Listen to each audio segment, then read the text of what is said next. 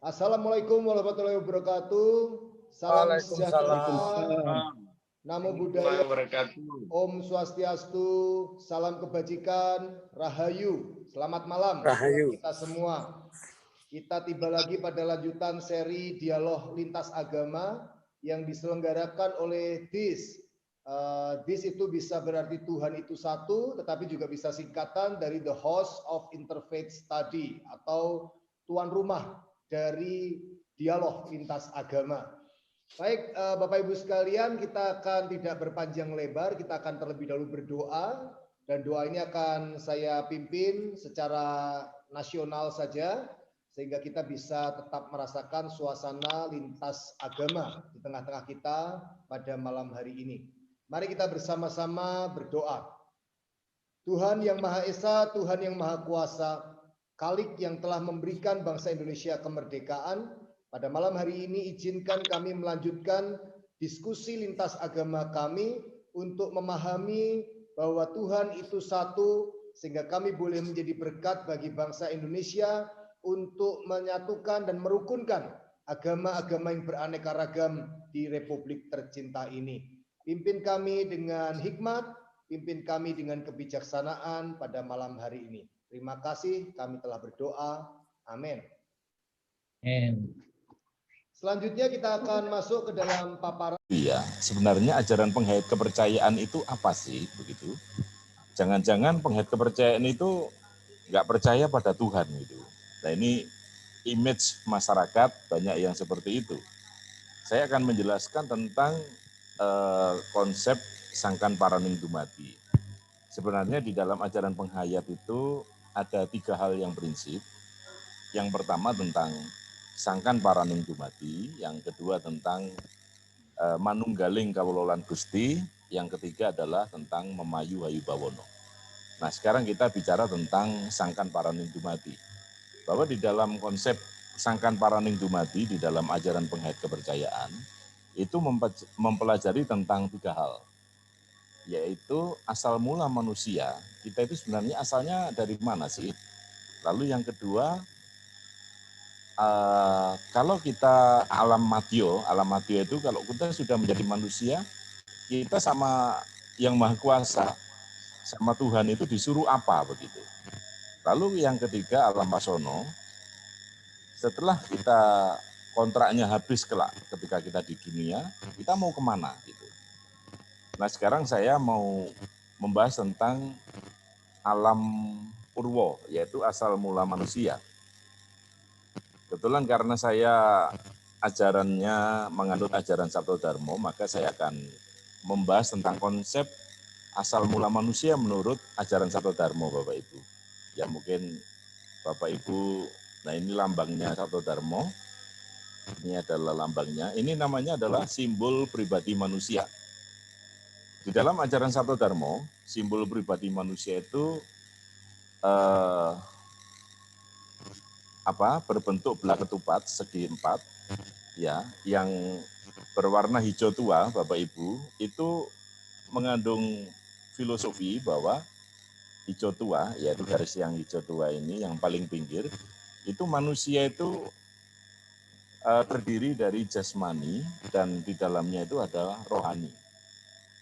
Jasmani ya inilah tubuh kita ini. Bahwa pada saat Tuhan menciptakan manusia yang berasal dari kandungan ibu, itu diawali dengan tesing dumati. Jadi di ajaran Sabto Dharma itu ada segitiga, yang warnanya putih itu Bapak Ibu, itu adalah berarti tesing dumati manusia. Tesing dumati manusia ini berasal dari 3 unsur, nur buat, nur rasa, nur cahyo.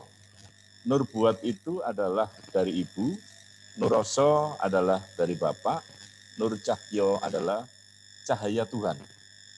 Jadi pada saat Bapak Ibu melakukan perkawinan, ketika bertemunya antara sperma dan sel telur Bapak Ibu, lalu di dalamnya manusia itu hidup akan ada cahaya Tuhan di dalam dirinya, yang dinamakan dengan nur cahyo tadi. Jadi manusia di dalam diri kita itu ada nur cahaya yang berasal dari percikan cahaya Tuhan. Di dalam ajaran Sabda Dharma namanya Yang Maha Suci. Lalu di dalam hubungan antara bapak dan ibu itu ada namanya saudara 11. Jadi saudara manusia di dalam konsep Sabda Dharma itu ada 12 saudara. Ada 12 saudara. Yang paling tua itu adalah Nur Cahyo. Nur Cahyo itu berasal dari percikan cahaya Tuhan. Ya, ini namanya Yang Maha Suci. Lalu ada 11 saudara yang masing-masing itu mempunyai karakter di dalam kehidupan kita. Misalnya saya mencoba ada 11 saudara.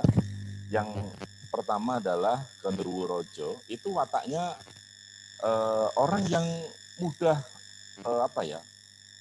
kejam, yang kejam gitu ya. Nggak peduli orang tua atau anak atau orang lain. Ketika dia amarahnya memuncak, dia kejam.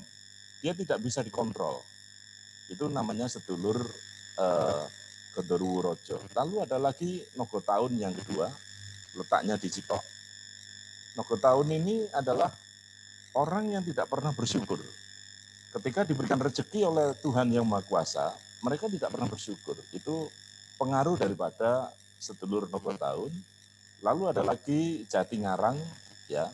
Ini sifatnya suka memfitnah, senang kalau mengadu domba begitu. Dan wataknya karakternya seperti itu. Lalu ada lagi saudara Bromo, ini yang amarah, senang menjadi pemarah. Ini pengaruh dari api, dari sari-sari bumi yang berasal dari unsur api. Lalu ada lagi Bayu, terus ada lagi Indro dan lain sebagainya. Ada 12 saudara semuanya Bapak Ibu. Nah, di dalam kehidupan kepercayaan di dalam ajaran Sabda Dharma, ketika kita bersujud kepada Yang Maha Kuasa, penyebutannya adalah Yang Maha Kuasa di dalam ajaran Sabda Dharma, maka diharapkan 12 saudara ini harus betul-betul diendapkan ketika kita bersujud.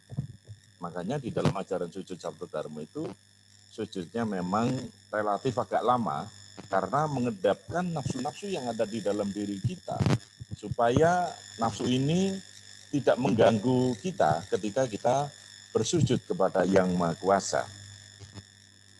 Nah, di dalam ajaran sujudnya Sabda Dharma, ya, itu sujudnya itu pertama duduk bersila dan tangannya bersendakep, lalu mengucap Allah yang Maha Agung, Allah yang Maha Rohim, Allah yang Maha Adil. Dan itu diam, nanti air sari-sari bumi yang ada di dalam diri kita, yang berasal dari cetik, ini mendorong kita untuk bersujud pelan-pelan. Pelan-pelan, dan ini diucapkan dalam batin. Dan tentunya batinnya ini adalah batinnya rohani. Ya, karena saya dibatasi waktu memang 20 menit, jadi saya tidak bisa cerita secara detail. Lalu ucapannya adalah Yang Maha Suci, sujud Yang Maha Kuasa, Yang Maha Suci, sujud Yang Maha Kuasa, Yang Maha Suci, sujud Yang Maha Kuasa 3 kali. Lalu kita kembali lagi tegak lurus, duduk bersila, tegak. Terus ucapan yang kedua adalah kesalahan Yang Maha Suci, mohon ampun Yang Maha Kuasa. Kesalahan Yang Maha Suci, mohon ampun Yang Maha Kuasa. Kesalahan Yang Maha Suci, mohon ampun Yang Maha Kuasa. Kemudian kembali tegak lurus lagi. Terus kita bersujud lagi, ucapan yang terakhir adalah Yang Maha Suci, mertobat Yang Maha Kuasa. Yang Maha Suci, mertobat Yang Maha Kuasa. Yang Maha Suci, mertobat Yang Maha Kuasa. Jadi Bapak Ibu, mungkin Bapak Ibu tanya, loh kok Yang Maha Suci mengucapnya? Ya, karena Yang Maha Suci di dalam ajaran Sabda Dharma itu ada di dalam diri kita karena berasal dari percikan cahaya Tuhan. Jadi cahaya yang sangat agung, di dalam diri kita ini ada percikan Tuhan. Dan itulah yang bersujud kepada Yang Maha Kuasa, dan kelak Yang Maha Suci lah yang akan bertanggung jawab ketika menjadi ruh suci, ketika dia menghadap Tuhan Yang Maha Kuasa pada saat kita dipanggil olehnya. Lalu kalau kita sudah bicara tentang asal kita dari mana, dan di dalam ajaran Sabda Dharma, tentu kita meyakini bahwa manusia dan makhluk seisinya alam semesta adalah berasal dari kekuasaan Yang Maha Kuasa atau Allah Yang Maha Kuasa. Setelah kita diciptakan menjadi manusia, maka manusia itu alam madyo, alam kehidupan. Kita itu mau kemana? Nah, di dalam ajaran Sabda Dharma ada 7 kewajiban suci yang harus dilakukan. Yang pertama adalah setya tuhu marang Allah yang mau agung, mau rohim, mau adil, mau wasisolan, mau langgeng. Jadi kita itu wajib setia dan taat kepada Sang Pencipta, itu yang pertama. Lalu yang kedua, kanthi jujur lan suci ning ati kudu setya nindakake angger-angger ing negarane. Lalu yang ketiga, turut melu cawi-cawi acancut taliwondo njogo ateging nusa lan bangsane. Itu dharma yang ketiga. Yang keempat, tetulung marang sapa wae yen perlu kanthi ora duweni pamrih apa wae. Kajaba mung rasa welas lan asih. Lalu yang nomor 5, Izin Pak wani Naim, urip kanthi diterjemahkan ke bahasa kapitayan. Indonesia. Izin Oh gitu ya? diterjemahkan bahasa Oh Indonesia. ya, Ada beberapa yang dari langsung aja Indonesia ya. Timur Pak Naim ya. Oh iya ya, maaf. Jadi yang pertama itu ini adalah para 7 kewajiban Sabda Dharma, warga Sabda Dharma. Yang pertama adalah setia tuhu kepada Allah yang Maha Agung, Maha Rohim, Maha Adil, Maha Wasesa, dan Maha Langgeng. Nomor 2, dengan jujur dan suci hati harus setia menjalankan undang-undang negaranya. Yang ketiga, turut serta menyingsingkan lengan baju, menegakkan berdirinya nusa dan bangsa. Yang keempat, menolong kepada siapa saja bila perlu tanpa mengharapkan sesuatu balasan, melainkan berdasarkan rasa cinta dan kasih. Nomor 5, berani hidup berdasarkan kepercayaan dan kekuatan diri sendiri. Nomor 6, sikapnya dalam hidup bermasyarakat, kekeluargaan, harus susila beserta halusnya budi pekerti, selalu merupakan petunjuk jalan yang mengandung jasa, serta bermanfaat untuk orang lain. Yang ketujuh, yakin bahwa keadaan dunia itu tiada abadi, melainkan selalu berubah-ubah atau anyokro manggilingan. Jadi itu adalah kewajiban kita melakukan dharma ketika kita sudah dipercaya oleh Tuhan menjadi manusia yang hidup di dunia ini. Lalu yang terakhir adalah alam wasono. Alam wasono adalah alam di mana kita akan kembali kepadanya. Nah, di dalam ajaran Sabda Dharma memang Sabda Dharma itu tidak mengenal adanya, di dalam ajaran Sabda Dharma itu kitabnya ya memang nggak ada. Kitabnya adalah kitab plus, yaitu kita menggali dari Roso sendiri dan juga pengalaman-pengalaman spiritual setiap tuntunan, setiap warganya. Nah, di dalam ajaran Sabda Dharma itu yang dikenal itu hanya alam halus dan alam langgeng. Ya mungkin kalau saya mengilustrasikan alam halus itu neraka, alam langgeng itu adalah surga. Gitu. Alam halus di dalam ajaran Sabda Dharma itu ada 7 tingkatan. 7 tingkatan ini yang paling rendah derajatnya adalah untuk orang-orang yang karena apa ya, mati karena bunuh diri. Itu alamnya yang paling rendah karena bunuh diri ini adalah menyalahi kodrat hukum Allah yang Maha Kuasa, maka letaknya itu yang paling bawah. Lalu bagi orang-orang yang pada saat hidupnya selalu bersujud kepada Yang Maha Kuasa dan tidak pernah kontrak dengan apa ya, dengan alam-alam jin atau arwah, maka ketika meninggalnya dia akan ada di alam halus. Karena kalau di dalam kehidupannya dia selalu memuja jin, memuja apa ya, kalau orang mengatakan setan, maka ruhnya akan terbawa ke sana. Karena sesuai dengan perjanjian yang ada. Dan tentunya ketika kita hidup melaksanakan dharma dan melakukan kewajiban suci dalam kehidupan, dan kita tentunya akan membantu orang sesuai dengan welas asih, kasih sayang, maka ruh kita akan ada di alam langgeng. Alam langgeng adalah pusaran alam cahaya Tuhan dan kita akan kembali kepadanya. Lalu 11 saudara tadi yang asalnya dari unsur tanah, bumi, api, angin, dan air itu akan terurai. Jasadnya yang asalnya dari tanah kembali ke tanah, yang asalnya api akan kembali ke api, yang asalnya angin kembali ke angin, dan yang asalnya air akan kembali ke air. Jadi diusahakan manusia ketika kita kembali kepadanya, awalnya tidak ada, kembali menjadi tidak ada, dan tentunya kita hanya meninggalkan nama saja dalam kehidupan itu. Mungkin itu Mas Moderator, saya mohon maaf sekilas memang kami hanya globalnya saja menjelaskan tentang ajaran Sangkan Paraning Dumadi, dan apabila ada hal yang kurang berkenan saya mohon maaf dan saya kembalikan kepada Mas Moderator. Matur nuwun, rahayu. Matur nuwun, rahayu, Pak Naen. Terima kasih sekali untuk pembicara kita malam hari ini, Pak Naen. Memang rasanya kalau hanya 15-20 menit akan kesulitan kita untuk memahami secara menyeluruh. Tapi setidaknya hari ini kita berkenalan terlebih dahulu, nanti dari dialog kita bisa menyambung.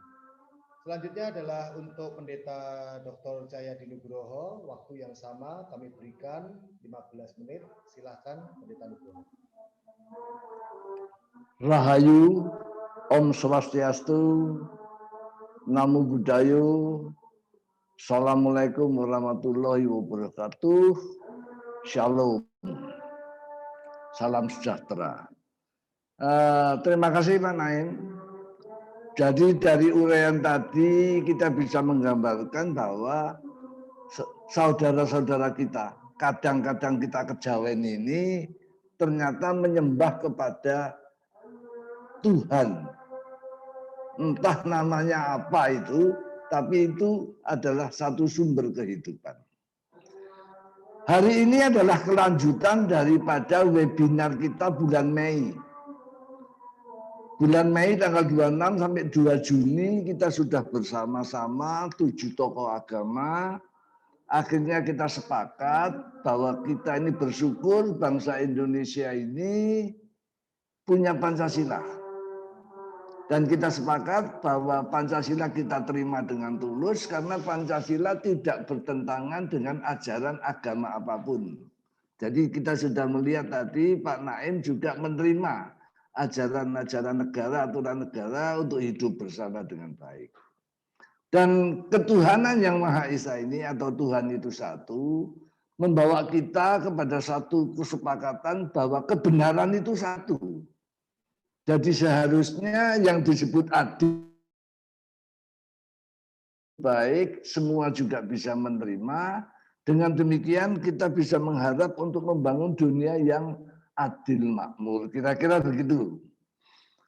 Ada satu hal yang ingin saya sampaikan, yang saya pertajam Pak Naim. Karena sementara ini masih banyak pendapat dari tokoh-tokoh agama, nyuwun sewu, maaf, agama-agama yang membesar, yang mendunia ini, yang menganggap bahwa kejawen atau agama lokal atau kebatinan atau hedonisme itu dianggap bukan sebagai agama. Ini yang ingin kita coba untuk kita ketemu, karena di Indonesia kejawen dan kebatinan penghayat ketuhanan yang Maha Esa itu sudah diterima sebagai agama resmi sekarang ini. Ini yang kita mau sharing, nah kita mau bicara. Nah, untuk itu Pak Naim, ya memang tadi Pak Naim bilang ini adalah pandangan Sabto Dharma gitu ya Pak Naim ya. Tetapi saya ya karena kakek saya sendiri orang kejawen dan saya beredar-edar di antara teman-teman kejawen. Satu saat saya pernah diundang oleh Kadang Sepuh Pangestu di Songgoliti. Itu ada Balai Agung, waktu itu gubernurnya Pak Aris Munandar kalau tidak salah. Tahun 98-99. Nah, dalam diskusi yang cukup gayeng, yang cukup hangat waktu itu, muncul satu pertanyaan besar. Manusia itu yang disebut gambar Allah, luhur dan baik, cerdas dan mulia. Itu kok sampai sekarang terlibat dalam pertikaian dan pertengkaran.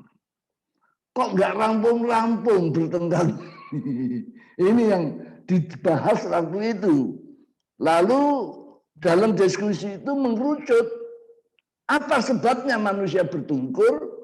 Saya dijawab dengan satu jawaban yang sederhana tapi lucu. Kadang sepuh itu berkata, kita bertengkar karena aku ada, kamu ada. Kalau bahasa Jawa, aku ono. Kalau aku ora ono, kalau aku tidak ada, ya tidak bertengkar. Kalau kamu tidak ada, ya tidak bertengkar. Masuk akal juga ini. Karena setelah saya ini jadi Kristen, Pak, saya belajar mendalami kekristenan, ternyata nama Gusti Allah itu ono, Pak. Jadi nama Gusti Allah dalam bahasa Ibrani itu Hayah. Hayah, efet hayah. Hayah itu ono. I am, to be. Jadi masuk akal. Jadi saya di sini melihat satu benang merah bahwa sebenarnya Allah juga menuntun saudara-saudara dari kejawen ini sehingga mereka juga bisa memahami terang dengan cara berbeda-beda. Nah, Hono ini, maka di kejawen kalau saya tidak betul, tolong Pak Naim diluruskan. Kejawen yang saya temui itu mengatakan tujuan utama yang tadi dikatakan Pak Naim, tujuan akhirnya kembali kepada Yang Maha Kuasa. Maka dikatakan tujuan utama dari orang Jawa hidup itu adalah ketemu Hono sejati. Yang dikatakan juga sejati ini rasa sejati. Ini istilah-istilah kejawen. Jadi saya menerjemahkan ya apa ya? Aku sejati. Yang disembah yaitu yang dikatakan Gusti kan murden dumadi. Tuhan yang menciptakan langit dan bumi. Nah, saya bertanya pada waktu pada mereka, ada enggak orang yang sudah ketemu dengan aku sejati itu? Ternyata mereka dengan tulus berkata, belum ada, Pak. Jadi Gusti kan murden dumadi itu belum ada yang ketemu. Nah, siapa Gusti itu? Saya tanya. Maka dia katakan Gusti kan murden dumadi itu adoh tan kiniro. Jauh tidak terjangkau. Cedak tan senggolan. Dekat sekali tidak bersentuhan. Kayaknya ini bahasa filsafat yang dalam. Tetapi setelah saya membaca kitab suci saya maksudnya, karena saya hari ini saya jadi host dari sisi Kristen, dan saya harapkan teman-teman yang lain dari Bante dan sebagainya juga bikin acara semacam ini, saya diundang sebagai tamu, Bante yang jadi host. Saya dikatakan dalam kitab suci saya, Tuhan itu jauh di tempat yang maha tinggi dan manusia tidak bisa melihat dan tidak pernah dapat melihat itu. 1 Timotius 6 ayat 16. Jadi kayaknya ajaran-ajaran kejawen itu kan percikan-percikan kebenaran inti daripada ajaran yang sama. Yang saya anggap itu dari ilham Allah. Nah kalau tidak bisa dicari Hono sejati itu, lalu bagaimana nasib manusia? Nah di sini yang dikatakan Pak Naim pengasih dan penyayang tadi. Gusti Allah itu, Hono sejati itu yang mencari kita. Jadi bukan kita yang mencari dia, tapi dia yang mencari kita. Caranya bagaimana? Karena dia tidak bisa ketemu dengan kita. Maka dia menulis, dijawab, maka Gusti sejati, Hono sejati itu mengirimkan caroko, utusan.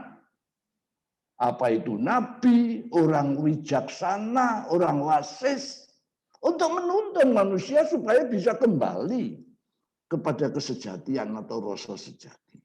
Jadi huruf baris pertama tulisan Jawa Hono Coroko. Jadi menurut mereka Gusti itulah yang mencari kita dengan utusannya.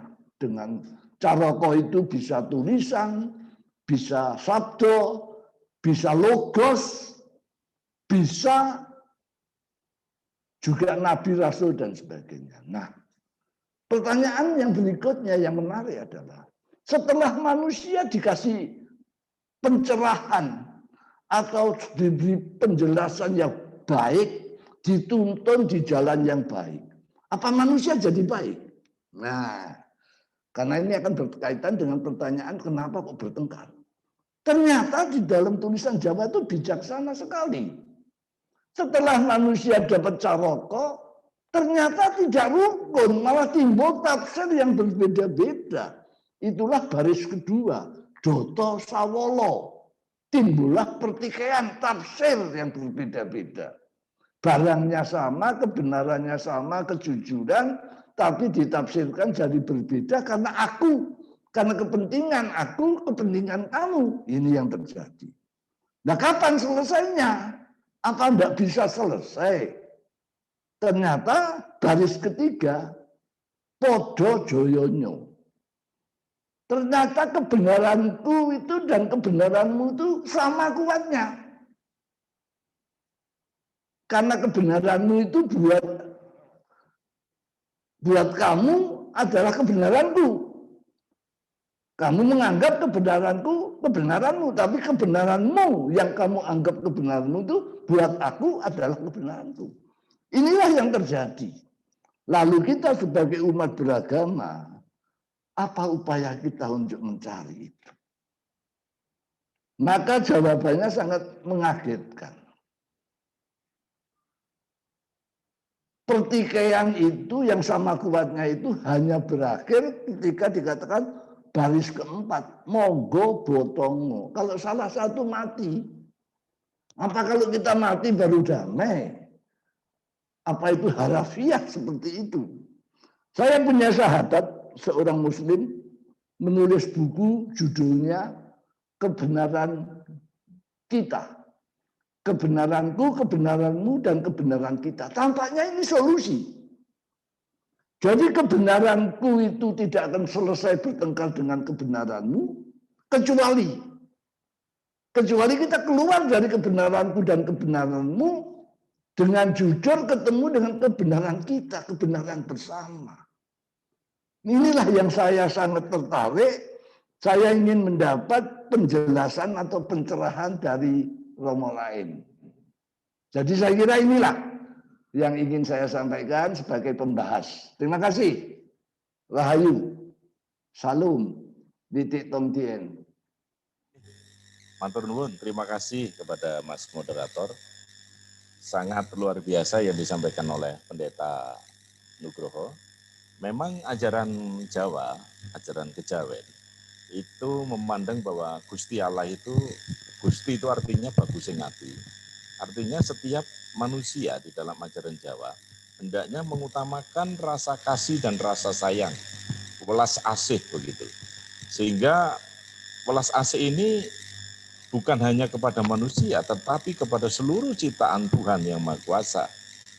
Binatang, tumbuhan, termasuk makhluk yang tidak kelihatan. Itu kita harus mempunyai rasa kasih sayang. Karena semuanya itu adalah ciptaan daripada Tuhan yang Maha Kuasa atau Allah yang Maha Kuasa. Memang benar sekali di dalam perumpamaan tentang Tuhan, tentang Allah, tentang Gusti, tentang yang Maha Kuasa. Masyarakat Kejawen itu menggunakan suatu filosofi yang luar biasa, yaitu cedak tanpa senggolan, adoh tanpa wangenan, kumpul datan rinoso. Yang dimaksud cedak adoh tanpa wangenan, Tuhan itu tidak bisa diangan-angan. Ya, tetapi Tuhan itu selalu dekat di hati kita, cedak tanpa senggolan, tetapi tidak bersentuhan. Dan Tuhan itu mengkumpul di dalam menjadi satuan, yaitu rasa kita. Maka kalau kita membenci orang lain, tentu ngunduh yang pakertinya kita akan dibenci oleh orang lain juga. Tetapi ketika kita berbuat dharma, berbuat kebaikan, berbuat keluhuran, maka Tuhan pun juga akan membalas dengan keluhuran, kebaikan yang sama. Jadi Tuhan itu kumpul datan rinoso. Lalu tadi yang disampaikan oleh Pendeta Nugroho juga luar biasa, bahwa orang Jawa juga punya huruf, yaitu yang namanya Hono Coroko tadi. Hono Coroko Doto Sawolo Poto Joyono Monggo Botongo. Dan yang luar biasa, orang Jawa itu menulis Hono Coroko itu harus di bawah garis. Mungkin kalau kita huruf Latin itu ya tengah saja sudah. Tetapi kalau Hono Coroko menulis huruf Jawa itu harus di bawah garis.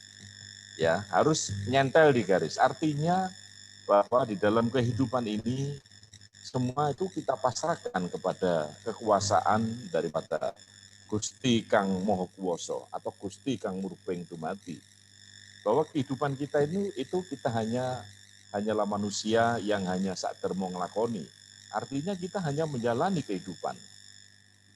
Makanya di dalam ajaran kejawen, ajaran Sabto Darmo, yang nomor satu itu setia dan taat kepada Allah yang Maha Agung, Maha Rohi, Maha Adil, Maha Waseso, dan Maha Langgeng. Jadi itu adalah kewajiban kita sebagai manusia harus bersujud kepadanya. Karena kita itu hanyalah manusia mung sakder mung nglakoni, kita hanyalah manusia yang menjadi ciptaannya yang kecil di hadapannya, dan kita hanya hanya sakder mung nglampahi, sakder mung nglakoni. Karena semua itu sudah digariskan oleh Tuhan Yang Maha Kuasa. Mungkin itu Mas Moderator. Matur nuwun. Sekarang waktu Pendeta Nugroho untuk memberikan tanggapan kedua. Silakan Pendeta Nugroho. Matur nuwun Romo Naim. Jadi apa yang ditanggapi itu kalau kita melihat, maka saya mempunyai satu kesan. Apa yang kita simpulkan dalam webinar tahun lalu, bahwa Tuhan itu satu, kebenaran itu satu, mungkin kita masih berbeda konsepnya tentang Tuhannya itu sendiri. Tetapi satu hal, kalau memang itu benar, dan saya yakin itu benar, maka kebenaran-kebenaran Tuhan yang satu itu merambah, mengalir ke semua jurusan. Jadi kebenaran Gusti Allah itu tidak boleh dimonopoli. Ada satu ayat yang saya ingin kutip dalam kitab suci saya, nyuwun sewu Pak Naim. Setiap pemberian yang baik dan setiap anugerah yang sempurna datangnya dari atas, diturunkan dari Bapa segala terang. Pepadang. Sebab kalau ada pepadang itu tertulis dalam Yakub 1 ayat 17. Kalau ada padang, kalau Pak Naim tadi mengatakan ada nur, maka kita ini malu melihat keadaan kita yang kotor. Tapi kalau kita di tempat gelap, lumangsanya nggak ada yang lihat, lumangsanya benar sendiri, maka rasa malu itu tidak ada. Itu kira-kira yang ingin saya dapat dari Pak Naim. Jadi malam ini saya tidak banyak komentar, karena saya terima kasih, matur nuwun sangat Pak Naim. Terima kasih. Sekali lagi terima kasih waktu yang diberikan kepada saya untuk memaparkan sekilas tentang Sabto Darmo. Dan tentunya kita hidup di Indonesia ini memang ditakdirkan berbeda-beda agama dan berbeda kepercayaan. Tetapi sekali lagi yang perlu kita persembahkan kepada negara ini adalah mewujudkan perdamaian abadi. Jangan sampai sebagai umat beragama yang kita ngakunya dekat dengan Tuhan, percaya dengan Tuhan, tetapi kita seringkali memberikan fitnah kepada suatu keyakinan, termasuk penghayat kepercayaan, bahwa penghayat kepercayaan itu tidak mempercayai Allah Tuhan yang Maha Kuasa, Gusti Kang Murbeng Dumadi. Dan saya yakin penghayat kepercayaan semua yang ada di dunia ini dan di Nusantara ini itu adalah sangat mengagungkan dan bersujud kepadanya karena Tuhanlah pencipta alam semesta. Matur nuwun Mas Moderator. Matur nuwun Pak Naim. Pak Nugroho silakan. Terima kasih atas semua peran sertanya. Terima matur nuwun Pak Naim. Luar biasa hari ini, satu hal yang saya bisa dapatkan hari ini, mata kita terbuka, hati kita terbuka, bahwa saudara-saudara kita yang penghayat kepercayaan atau kejawen ini sebenarnya juga punya hati yang sama untuk mencari Gusti Allah. Hidup harmoni dengan Gusti Allah, harmoni dengan alam, dengan seisi alam, sehingga kita boleh hidup tenang dan damai. Matur nuwun, itu yang pertama. Yang kedua catatan saya, besok hari Minggu jam yang sama kita akan berdiskusi dengan Haksu Bengki Irawan, Ketua Persatuan Agamawan Konghucu Indonesia.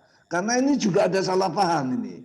Mereka juga menderita orang-orang Tionghoa ini yang selama ini Konghucu tidak dianggap agama, hanya filsafat. Nanti tanggal 17, 14 itu Konghucu, 14, 17 kita akan ketemu dengan Bante Dhammakaru Mahatera untuk bertanya tentang Siddhartha dan kebutuhan. Tanggal 21 hari Minggu, maka kita akan ketemu dengan Hindu. Apa Hindu ini percaya Tuhan atau tidak? Nah ini. Kemudian yang ke-24, tanggal 24 itu nanti dengan ketua UMP. Kekristenan itu seperti apa? Mudah-mudahan kita akan tetap lengkap sehingga kita dapat berkat. Inilah pandangan saya bahwa kita berbeda, ya memang kita ini berbeda. Nggak usah ditangisi, berbeda itu berkat. Karena berbeda itu jadi tambah pinter. Kita akan ketemu lagi di tempat dan waktu yang sama hari yang akan datang. Matur nuwun, ngomong.